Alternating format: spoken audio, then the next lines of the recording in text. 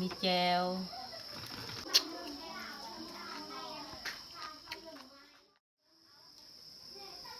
กราบทักทายสบายดีเมื่อสุขูสุคนเข้าสู่สองเตื้อยสำหรับตอนแรกมื้อนี้คอยกาสิพาทุกคนมาเบิ่งว่าสิมาเฮ็ดอาหารการกินสู่ครอบครัวกินเพราะว่ามื้อนี้นี่เฮาได้ซื้อไก่ตัวหนึ่งซื้อไก่เนี่ยจากคนเวียดเฮาก็เลยซื้อเอามาเฮ็ดอาหารให้พ่อแม่ได้กินเร็วเคทุกคนมีแต่ติดตามเบิ่งติดตามชมนำพวกเขาแบบยาวๆเลย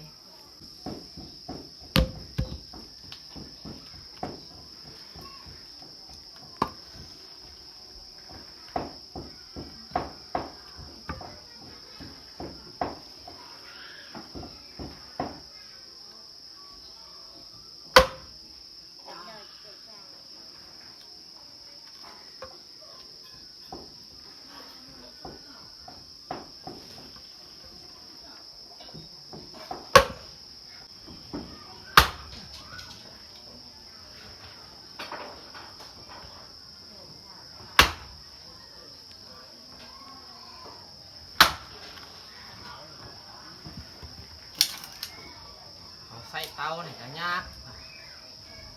ต้องได้พาพื้นตลอด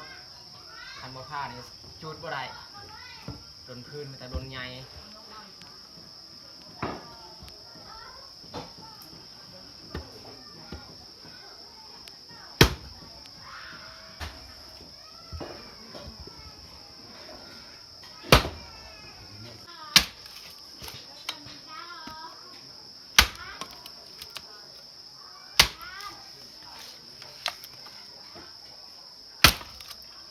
โอ้ยสีมือนี่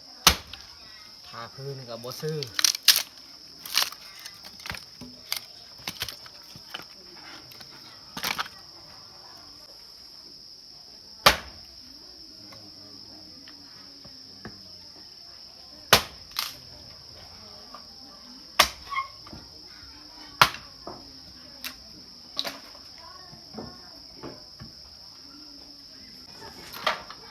เรียบร้อย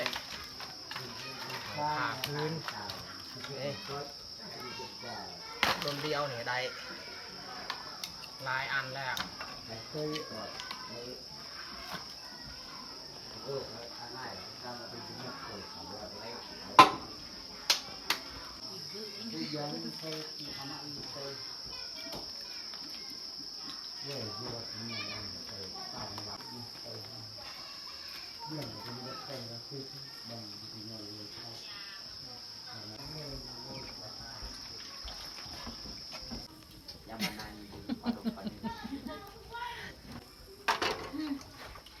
เราก็ไม่กระดาษไม่กระดาษคือเดิมข้าวอบบาทเจ็บ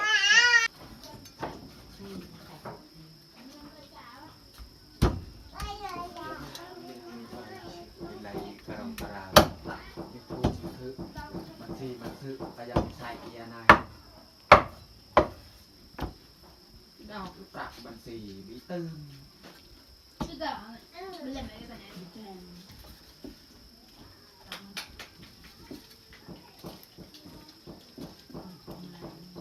ตอนแรงมื้อนี้นี่ได้กินต้มไก่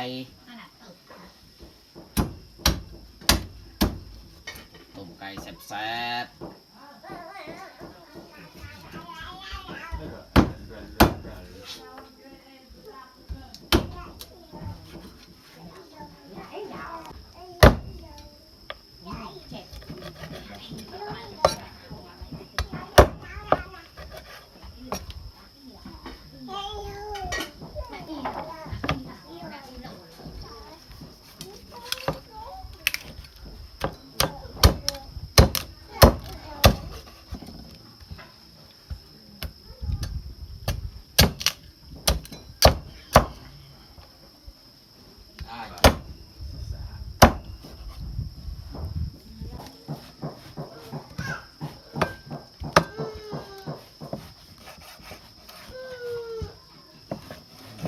ซอยแบบตอนใหญ่ๆจึงกินคำใหญ่จึงแสบปากแสบท้อง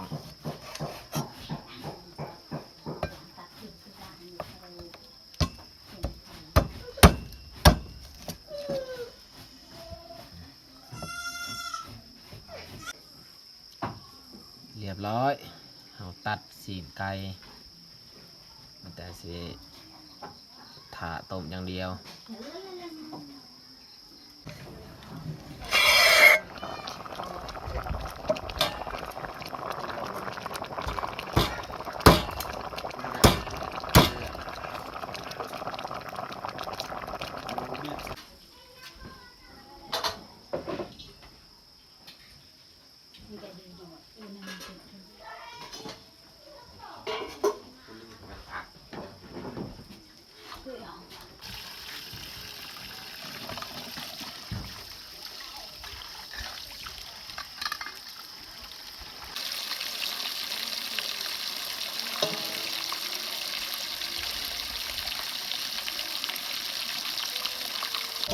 ตู้เย่คือบอกว่าปอ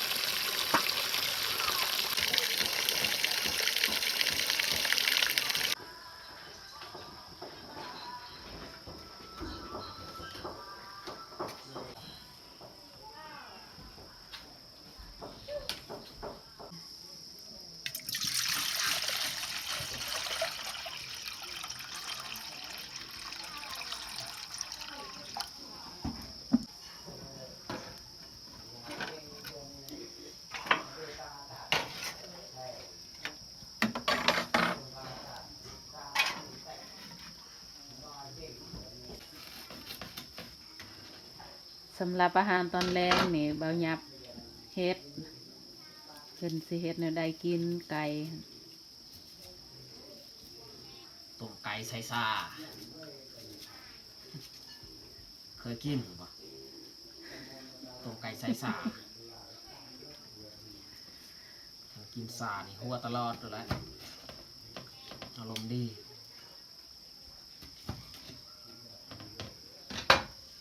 ต้มไก่ใส่ใบมะขามอ่อนนี่แหละเบาดอกเบาหวนบ่เคยใส่ดอกซาอยู่บ้านเฮามันบ่มีซาใส่อันหัวสิไข่ก่อน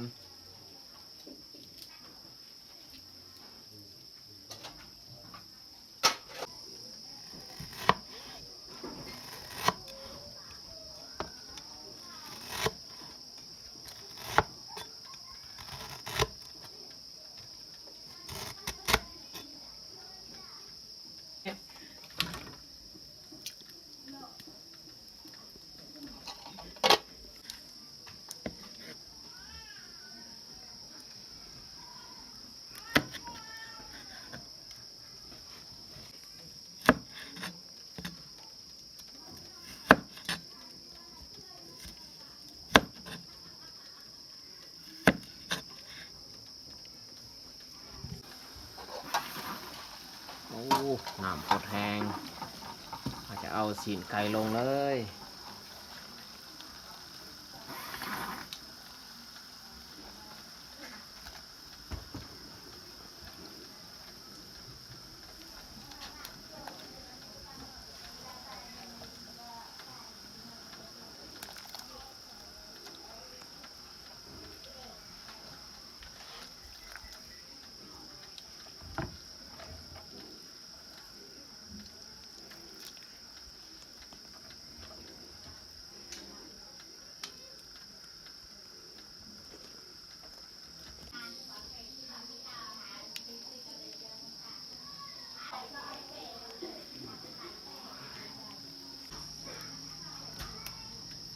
ต้มไก่ใส่ใบมะขาม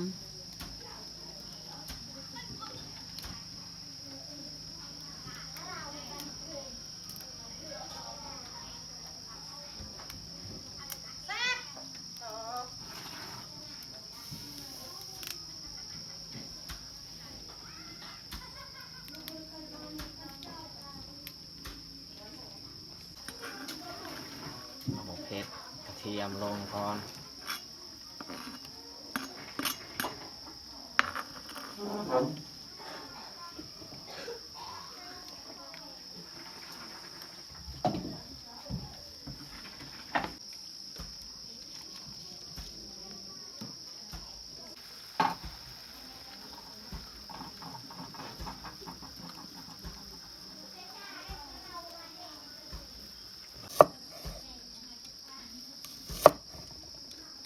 ซอยหอมแดง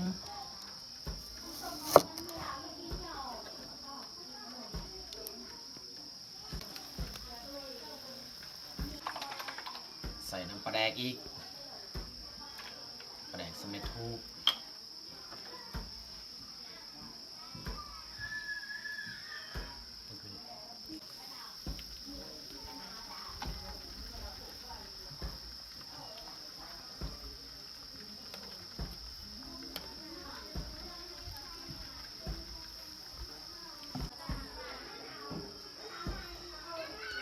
ข้าวนี่เฮาตักไว้ใส่ถ้วยให้มันเย็น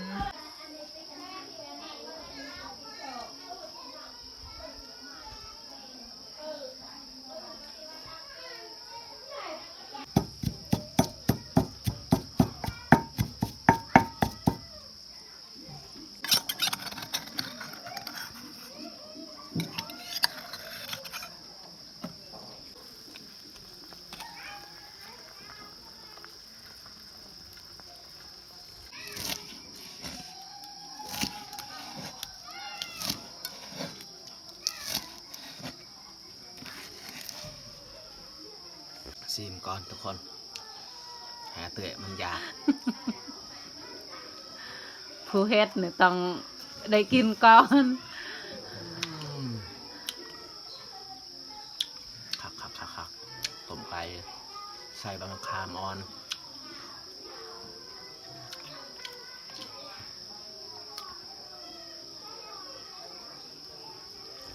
สุดท้ายนี่เราใส่หอมบัวลงแล้วก็ผงออกนี่ต้มไก่แซ่บๆหอม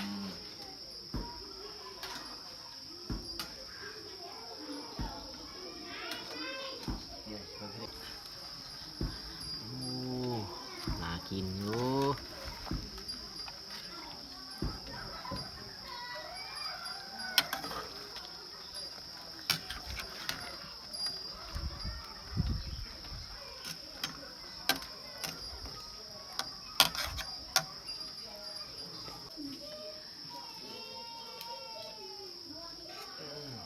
เรียบร้อยป่าไว้อย่างนี้แหละให้อาเตยเพิ่นสิเฮ็ดอันนั้นลวกผักแล้วก็มาจำแจวเอา giờ con lời cũng mọt hải giả cả bốn ก็ mọt เย็นสำหรับ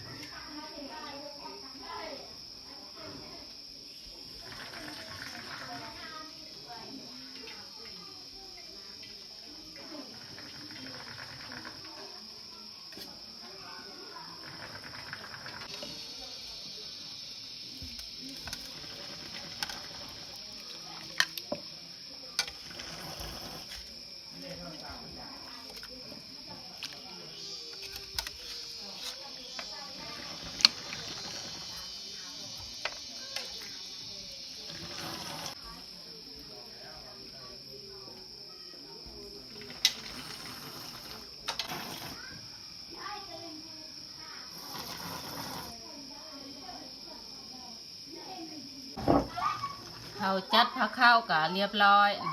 สำหรับผักข้าวขับแรงต้มไก่ใส่ใบมะขาม มีแจวปลาตัวนึงเอาไปลวกพัก กินกับข้าวเจ้า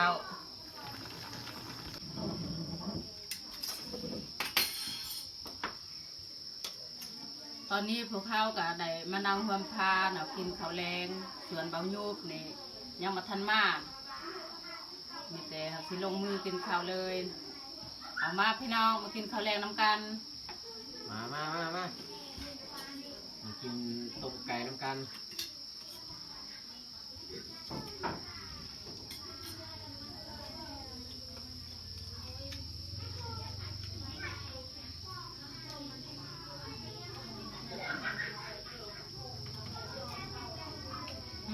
แก่ว่ามัน แต่ว่าแม่นี่บ่ได้กินต้มไก่เพราะว่าเพิ่นไปปวดอยู่ข้างนอกพันหมอบ่ให้กินไก่พันธุ์คันไก่ลาดบ้านเฮานี่กินได้แต่ว่าไก่พันธุ์กินบ่ได้ให้แม่กินปลานี้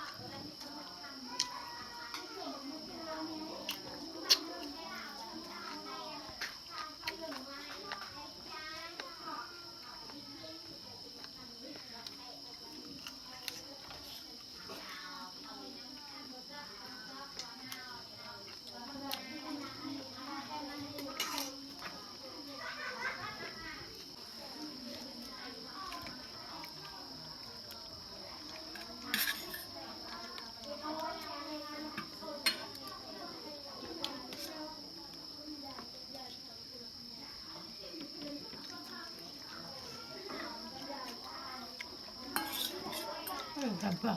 ได้ เดี๋ยวต้ม